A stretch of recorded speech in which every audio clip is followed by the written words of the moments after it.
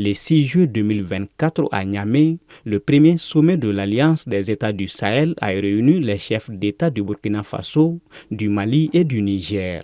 Au cours de ce sommet, un traité établissant la Confédération de l'Alliance des États du Sahel a été signé et a confié la présidence de l'organisation pour un an au président Assimi Goïta du Mali. 6 mois après, quelles actions ont été mises en œuvre?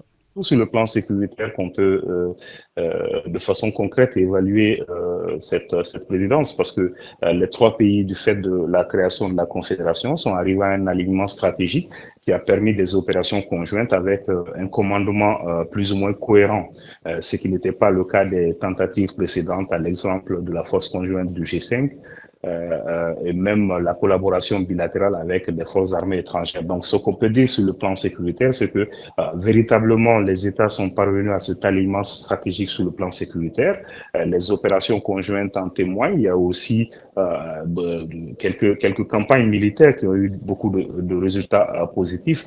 Donc, sur le plan sécuritaire, véritablement, la Confédération, donc indirectement la présidence malienne, a marqué cette période-là. Au-delà de l'aspect sécuritaire où une lutte active a été menée contre le terrorisme selon Dakono, il reste beaucoup à faire dans les domaines du développement et de la diplomatie. Sur le plan du développement, je pense qu'il est important pour les États en question et principalement le Mali qui assure la présidence de tirer les leçons des échecs du G5 Sahel.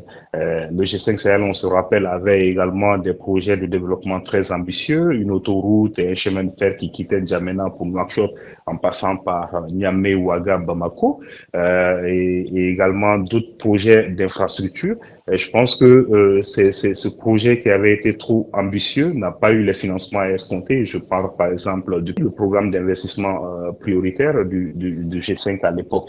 Maintenant, sur le dernier volet qui est la diplomatie, là encore, la diplomatie peut-être à l'intérieur de la Confédération a fonctionné. On a vu toutes les réunions tripartites qui ont été organisées, que ce soit dans le cadre de l'harmonisation des passeports, l'harmonisation des visas, les questions culturelles qui ont été discutées de part et d'autre. Donc à l'intérieur, peut-être que cette diplomatie a fonctionné, mais au-delà de la Confédération, il y a eu très peu d'impact et très peu même d'initiatives. Comme perspective, plusieurs initiatives sont prévues, notamment la création d'une force unifiée, le lancement d'une banque pour l'investissement et le développement, mais aussi le lancement d'une télévision et d'une radio AES.